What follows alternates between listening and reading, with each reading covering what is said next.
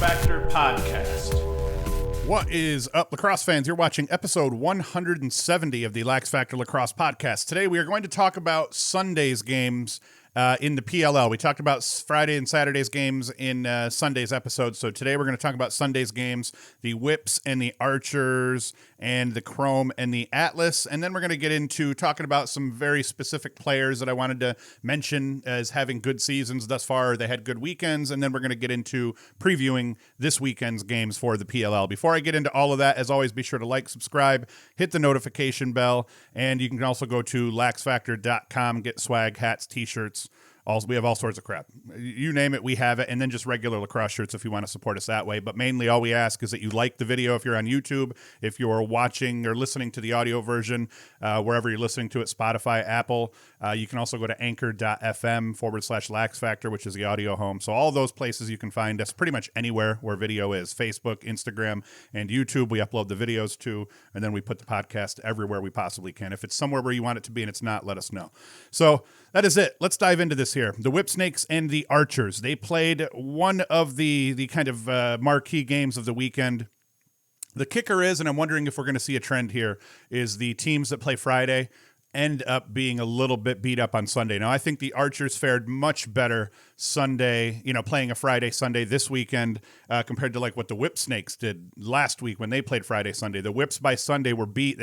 Rambo didn't finish the game. Williams didn't play. There was a couple other guys that didn't play because they were beat up from Friday's game. And this weekend, the Archers seemed like they were a little bit better off, and they played like they were a little bit better off than the Whips were here in their second game. So the Whips, they had to take on their equal, the Archers, without Matt Rambo on Sunday, nonetheless. And but the difference this week was that the Whips were rested, as I said, having last played the previous Sunday. So the Whips have been off for a week, but they still are without Rambo and having to take the Archers on in this game. And the Archers are the ones that had to double up. They played Friday night, and now they're playing again Sunday. This game did not disappoint as it went back and forth all game long and stayed tight right to the end. Archers jump out to a 2-zip lead, but the quarter ended tied at 2s, thanks to Zed Williams launching one from deep and stuck a deuce on that. That ends up tying the score at 2s at the end of the first quarter. And you're going to see a trend here as the game ends up being tied or close at the end of each quarter because of something that some crazy dope lacrosse player did. Score at the half was 8s. The Whips had just scored. Carlson on the crease. He got leveled, actually, to take an 8-7 lead. And then with 1:21 left in the half, Trey LeClaire of Ohio State fame, their all-time leading scorer, he sticks his first career PLL goal on a dodge from out top through the heart of the field on the run. Very nice goal, very typical of Trey LeClaire. If you watched him run around at Ohio State, always shooting on the run, always, step down shooting. Guy's got an absolute cannon on him. Connor Fields, he got a touch freaky and scored a nice dive goal, dodging up the right side from X. Inside rolled Charlie Hayes, number 23 for the Whips, and stuck it lefty, backhanded, up high on the dive. Another really nice goal in this game. Great to see out of Fields especially, but not too long after, Chanachuk found Smith up on the right wing. Smith took a step upfield, stuck a jumper, kind of an awkward-looking jumper, actually. It was almost like he knew he had to get the shot off quick because he had the goalie off guard, or he just thought he had to get it off quick because that was going to be his only opportunity. But it was an awkward jumper that he did stick side nonetheless, I think. That tied it up at 11s at the end of the third. Now, this game ended well. Whips down by 2 late in the fourth quarter. Abbott runs a little give and go with one of the poles, and I couldn't see in the replay who the pole was specifically, but he runs that little give and go with a pole on a slow break, sticks one lefty from just inside the 2-point line. The Whips are now down 14-3 after Abbott's goal. At the other end, with just under 3 minutes to play in the game, Abbott was guarding Grant Ament at X.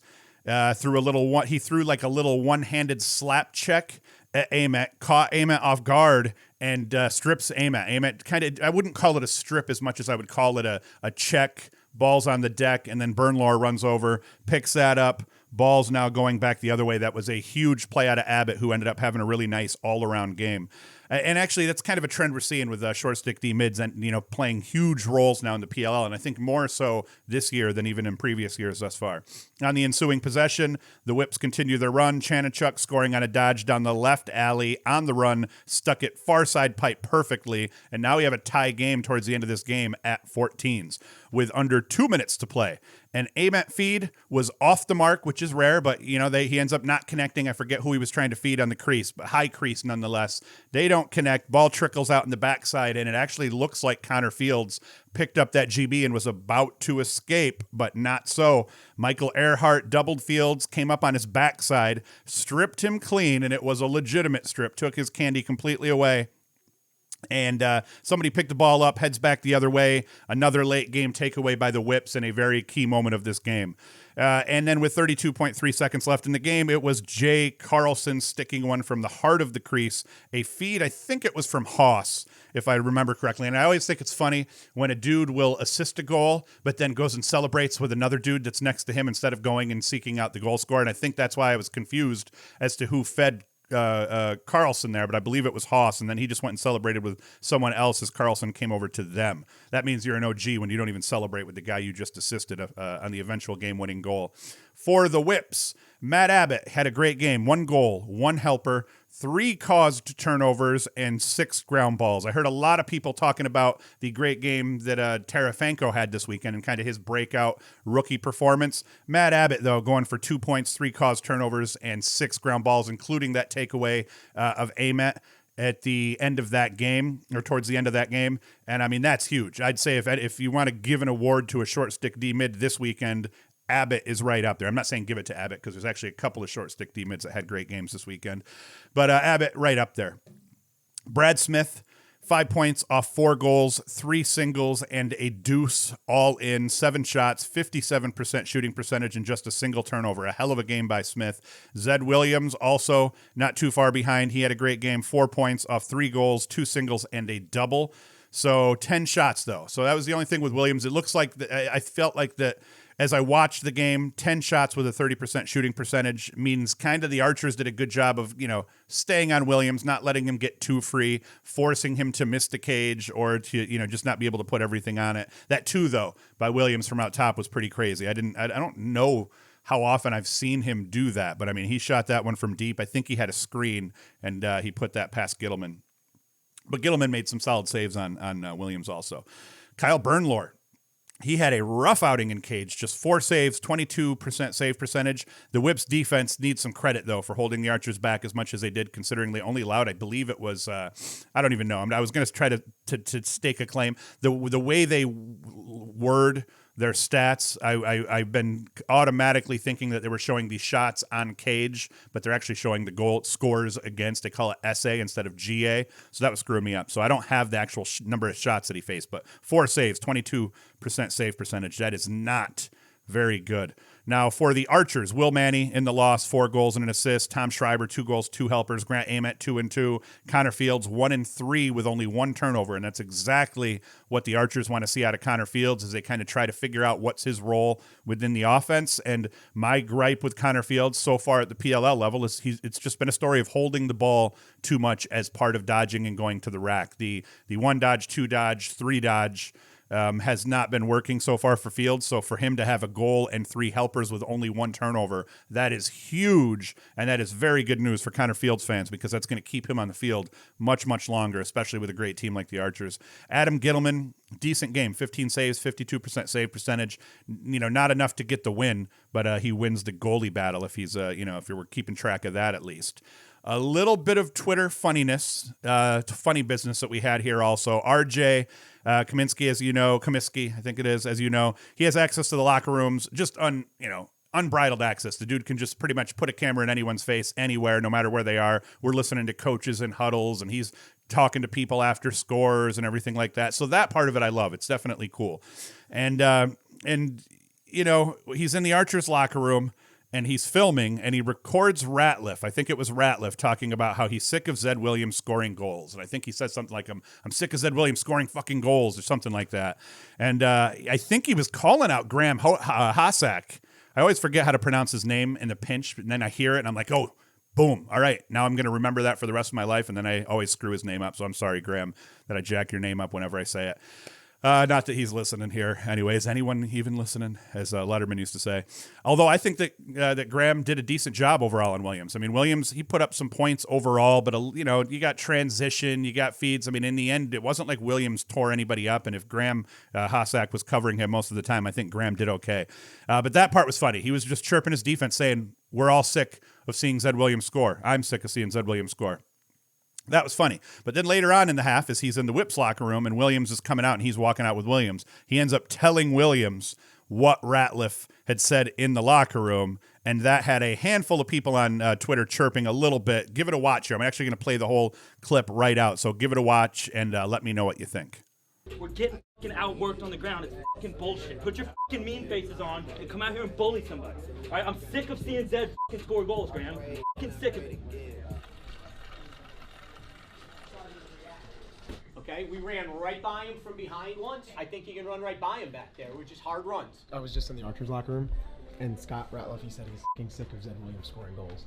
So I just figured I'd relay that. That's all good, man. In the end, I don't see a problem with it, especially not in this context. I mean, if he was like sharing more specific details, or if he was specifically, trying to say, hey, this is what they're going to do to try to bottle you up in the second half. Now, obviously, that's totally out of bounds.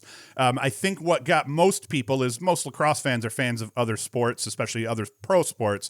And I think, if you saw this in another pro sport where someone in the locker room was going into the other locker room and then talking back and forth between what the guys had said, you'd get a lifetime ban from that team's locker room and maybe from that sports locker rooms in general. But that's not what we're dealing with here. So I don't think there's any issue here with what happened. But I do agree. I know it was Barstool Jordy and a couple of other people had just said, not a big deal, but not the best look overall, simply because, a casual fan that sees that might think like, what the hell is that? And I think it might also call into question the competitive nature, of the league and of the games if guys are just this openly sharing information between locker rooms. But like I said, in this context, I don't think there's a problem at all. I thought it was pretty funny, actually. And I think that's also kind of what the league's going for. There was nothing shared here. Everybody on planet Earth knew that the Archers were going to come out and try to stop Zed Williams from scoring, because Zed Williams is their leading scorer, or one of their leading scorers anyway. So not a big deal here. So let's move on from that game. It was a good game, and the trend here and why it's going to be so hard to predict what happens in these Sunday games, where two of those teams that play on Sunday have played Friday. Very difficult to call those. I would always take at least covering the spread. You're going to pick an upset in terms of the odds. I would pick games on Sundays. You're more likely going to be right, at least, especially as it pertains to covering the spread.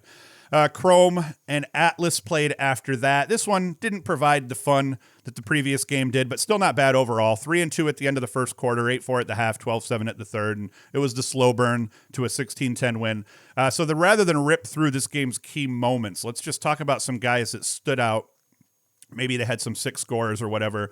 We'll kind of go through that. Romar Dennis, speaking of six scores, Romar Dennis for the Atlas. Dude looked great. Long strides, big frame, athletic as hell.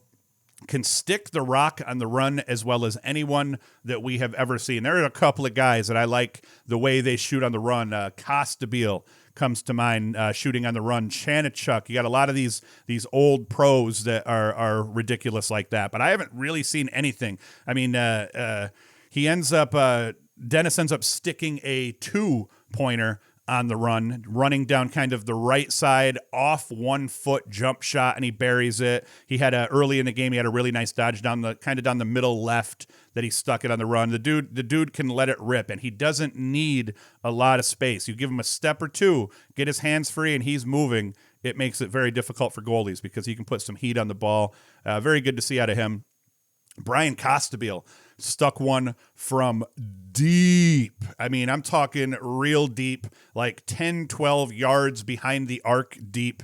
He finishes the game with 6 points off 4 goals, 3 singles and a 2-pointer, and then he had a helper as well. Took 9 shots and just had 2 turnovers, so a great game for him. He also had 2 caused turnovers and 2 GBs, so Costabile really earning his paycheck here this weekend. Great game for 2-6. He's been huge for the Atlas. Their best player to a degree in terms of scoring the rock and making things happen. He's been consistent, and that's going to continue. Costabile, great midi out of Notre Dame. Great lacrosse player. Jeff Teat, he continued his transition into pro lacrosse. Not a crazy game, but a solid 2 goals, 1 assist off 3 shots for a 67% shooting percentage. That's not bad, very efficient. He did have 3 turnovers, but then he, chipped in 2 ground balls to help with that. Given how much he's asked to feed inside, how much he's carrying the ball overall at the end of shot clock, I didn't see that closely where his turnovers came into play, but you can't avoid a couple of turnovers here and there. The Atlas are going to hope specifically, though, that he keeps that number down below his overall point production each game, which in this game, 3 goals or 3 points, 3 turnovers, couple of GBs. I'd say that's okay. I would have liked to have seen him had only 2 turnovers with that stat line, though. Trevor Baptiste, he won 15 of 24 faceoffs. That's good for 63%. He picks up 9 GBs in the process and had an assist as well. That's a good outing for Baptiste overall. His win percentage this season so far, 59%. He struggled a bit versus the Redwoods and TD. The Whipsnakes also 48 and 46% respectively against those 2 teams, but he's been better than 63% in every other game. Won 69% against the Cannons last weekend, and then he had 63% here against the Whips. No, who'd they just play against the Archers? No. Oh my gosh, my brain just broke. Did you guys just see that? I just kind of stroked out on you for a second there. Against the Chrome. Jeez. Okay, Danny Logan, another defensive midfielder, another short stick midi, played bonkers. 3 caused turnovers, 3 ground balls, 3 points off a 2-point goal and an assist. Only the single shot, and he stuck it, 100% shooting percentage and no turnovers. That's how you play short stick midfield here overall. Danny Logan, just going 2 ways all day long. Not much great to say about the Chrome overall, except they were obviously gassed at times. We saw that out of both teams that had to play Friday and then play again on Sunday. And it's going to be a theme that you're just going to see all the time here. I'm sorry to keep itching my nose. I got to shave. I just hate shaving, so I don't shave a lot. And as I'm sitting here recording, my mustache is jacking up my nose here. So that means it is definitely time for a shave. I'm a disgusting pig. Scanoni gets the start for the Chrome. Didn't have a great day. I presume Galloway was just given rest. He's a geezer. Dude's got a 61% save percentage, so I didn't hear in the broadcast why they were sitting Galloway for the day, but I presume it's just due to his old age and his arthritis.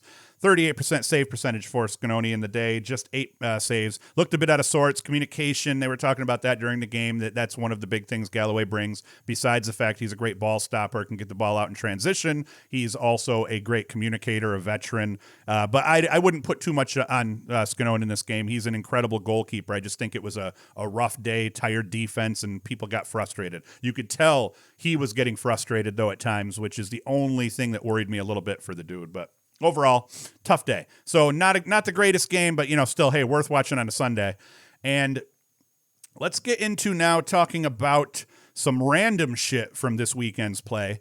Ian McKay, what a great pickup he was for the Chaos, especially considering what they do overall. Now, Joe Keegs on Twitter, he posted a quick snippet that he called the crease collapse of the week. And I'm going to show it here as I'm talking. And in it, he shows McKay crash a crease feed as he's the backside help. The ball's at X. McKay's the backside help out top. He's sagging down. They try to feed the crease, and McKay's right there to break it up, and the ball ends up going back the other way. But what it really illustrates is just how valuable this guy is all over the field. Over the last 3 games, McKay has gone for, in the 3rd game against the Archers, 4 points off 2 goals, both deuces, 2 caused turnovers, and 2 ground balls.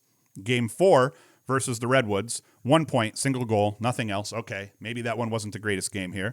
Game 5 versus the Cannons, 2 points, 2 singles, a caused turnover, and 4 ground balls. More importantly, the Chaos are 2-1 over those last 3 games as they're starting to kind of find their stride both offensively and defensively, and McKay gets to stake claim to helping on both sides of the field overall there. Another 2-way midfielder to watch is, as I talked about earlier, Ryan Terefenko, Ohio State product, monster short stick D-mid, All-American.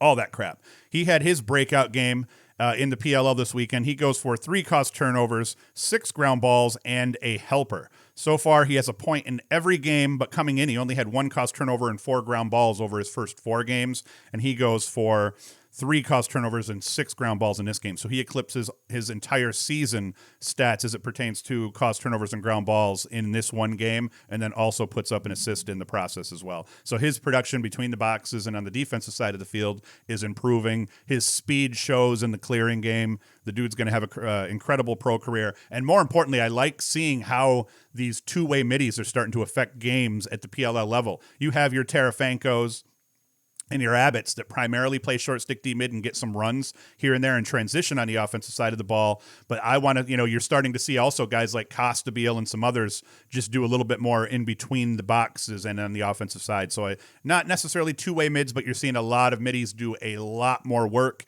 And that's, I think, partly due just the smaller roster sizes as well. So it's nice to see these guys get all this burn and do well all over the field. Very much it feels a lot more like old school lacrosse that us geezers are used to than anything else. Side note, Rabel, he apparently gets in a scuffle. His helmet came off. He may or may not have assisted the helmet into someone else's face. I think it was Rowlett that they were saying that may have ended up got his nose busted up in the scuffle or whatnot. So it'll be funny to see. Does Rabel suspend himself? I couldn't see what happened. It was from so far away, so only they know what happened. But we have the league's founder here mixing it up, huffing helmets at people and causing blood to flow from other people's faces. So I'm kind of a fan of that. I think that's cool. So now let's get into this weekend's games because we got a bunch of games that are going to be played this weekend. The one I was more excited about than average as I'm looking at the schedule here was the second game played. I think it's the first game on Saturday, second game of the weekend. Could be the second game on Friday. Actually, now I'm going to have to look here. It's going to drive me nuts. Nope, first game on Saturday is the Redwoods versus the Whipsnakes. Statistically speaking, as I was kind of ripping through the preview for this one, I kind of like the Redwoods in this game. When you kind of go through their preview and you go through stat by stat by stat, the Redwoods look, they match up nicely in this one. I mean, we're looking at scores per game, both in the 12s, scores against average, both in the 12s, scores, both in the low 60s, 1-point goals, both in the 50 range. Shooting percentage, the Redwoods have the edge, 31% versus the Whips, terrible 24%. Matt Rambo thus far has shot the ball poorly as well as part of that. Shots per game, this is where the Whipsnakes excel, 47.4. They're shooting about 8 shots more per game than the Redwoods are. Face-off percentage favors the Woods. Save percentage favors the Woods. Yet, despite all of the statistical categories favoring the Woods, the fans are picking the Whipsnakes 66% to 34%. Now, this is one of those ones where I look at this game and it's like, man, if I got to pick an upset this weekend, even though this is only really an upset on paper, no one's going to be real surprised if the Redwoods come in and win. But I still think many are going to consider it an upset if the Redwoods win. I'm taking the Woods in this one. Now, that could be totally stupid, and as you all know, I am absolutely the worst person at predicting outcomes on the face of the planet Earth. It's like it's as the savant that I am in terms of watching lacrosse and being able to look at these teams and decide who's good, who's not. It absolutely does not play in a league like this. It really didn't even play in college lacrosse for the most part because there was a lot of parity there as well. But anywhere where parity exists, you can pretty much count me out, and I will always get it wrong.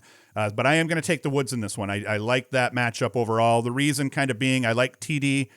I think the face-offs are going to be more of a wash than people think here. I like TD at winning more draws than Nardella overall in this game, but Nardella is going to equalize it by creating on the offensive side. If TD wins the face-off 60% to 40%, but Nardella puts up a point or two, then that's a wash overall in terms of the possessions because of the shot clock and all that crap. So I do think that Nardella is going to equalize whatever burn TD puts on him. I like what both teams do on attack. I like the Woods mids a little bit better overall. And I dare say I almost like the Whips attack a little bit better as long as Rambo's playing. But you can't go wrong with what the Woods are doing on attack right now. I think the Woods close D holds up against the Whips on paper as well. I do like Bernlor over Troutner a little bit, though, despite the save percentages not being quite right. I like Bernlor as a team leader, as a scrapper. So I think that's a tough one to call, but as I said, I'm going with the Woods by a single goal in this one, nonetheless. Now let's go into the first game of the weekend. This is the Friday night game, 8 p.m. Let's see here. We got the Water Dogs and the Cannons. Water Dogs 2-3, Cannons 1-4. And statistically speaking, I like the Water Dogs. And this is another one of those ones where, I mean, despite the Cannons being 1-4, statistically on paper, overall, I mean, they look like the better team, where they're really having a hard time. Face-off percentage. They've only won 36% of their draws. The Water Dogs, not a whole lot better, 45%, but that's still better. But, overall, the Cannons are going to shoot the ball better. I'm going to go with the Cannons in this one, despite the records and all that crap. I think the Cannons obviously they're going to be a little bit hungrier at this stage. They got to get a win. So I'm going to go with the Cannons winning this one and improving their record to 2-5 and dropping the Water Dogs to 2-4 and dropping the Water Dogs to 2-4 as well. So that's what we'll do there. Then we have the next game on Saturday, 6 p.m., Redwoods versus the Whipsnakes, and that's the one I already talked about. That's actually the first game on Saturday. Second game on Saturday, Atlas versus the Chaos. And, we got the Atlas at 3-2, Chaos at 2-3, both right now playing good lacrosse. Overall, if you look at that line, Atlas score a few more goals, but the Chaos keep a couple more off of the board. So 1 point goals, shots per game. Yeah, I mean, on paper, the only thing that the Chaos have going for them is they play better defense, and they have their keeper, Reardon has a 61% save percentage. So that isn't too bad. In this one, though, because both of these teams playing on rest, I'm going to actually pick... we're going to go with the Atlas. I think they're flowing a little bit more offensively. I think the Chaos are probably going to do a good job defensively. I think we'll have a nail-biter, but I think the Atlas will end up pulling this off in the end. Boom. I picked that one. Once again, if I pick something, probably pick against me. First game Sunday, Chrome against the Water Dogs. Chrome 2-3, Water Dogs 2-3. Neither of them will be that by the time they hit this game here. And again, the Water Dogs are going to be one of the teams that are already playing. They're going to have played Friday night. I think they're actually this weekend the only team that plays Friday night. So Chrome, Water Dogs, both teams 2-3. Both teams pretty well matched up. The Chrome play much better defense than the Water Dogs do, or at least they have in terms of their scores against average. Water Dogs are going to fill up the cage a little bit more. I think in this one, though, Chrome, better goalkeeper overall, or at least in terms of their save percentage and what they've done, that also translates to, I think the Chrome have a much better defense than the Water Dogs. A little bit better at the face-off dot, a little bit better in the shooting percentage, but we're talking by 1%. I'm going with the Chrome to win this one, and I'm guessing you're going to see Galloway back in cage again for the Chrome. And then we go Cannons, Archers, the end of the weekend here. It is a night game actually being played on Sunday, 7:30 p.m. face-off on Sunday. Cannons, Archers, Cannons 1-4, Archers 3-2. Cannons, the other team that had to play Friday night against the Water Dogs. And so obviously neither of them are going to be at these, or at least the Cannons aren't going to be at this record here. Come that, Archers are going to be on rest. So, I mean, it's a no-brainer. I'm taking the Archers all day in this one. Statistically speaking, as you're looking at it, the Cannons, what they do the worst is play defense. The Cannons play almost no defense. They don't. One might say they might not really even be trying on the defensive side of the ball, giving up 13.2 goals per game, but they're scoring 13. Like I said, they shoot the ball well. Their midfield's been solid, but the Archers on rest. Cannons playing on Friday night, so I think the Archers are going to win this one, probably by a margin, 3-5 goals, somewhere in that area. So that's it. That's our preview for those games coming up here.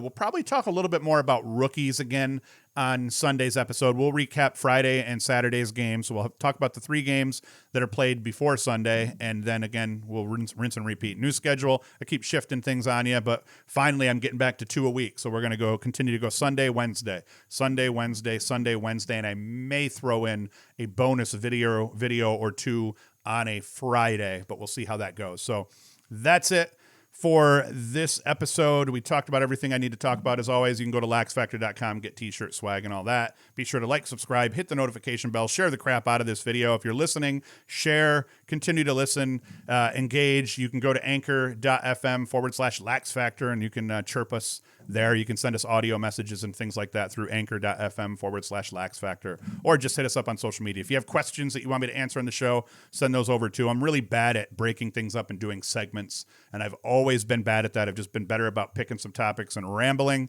So as we do the PLL more and more, I'm going to try to start kind of coming up with a formula, segmented formula for the show. So we'll try to get there, but thank you for suffering through all this with me. So that is it. I will be back Sunday morning to recap the first 3 games of the weekend. So thank you for listening. Thank you for watching, and Hoost is out.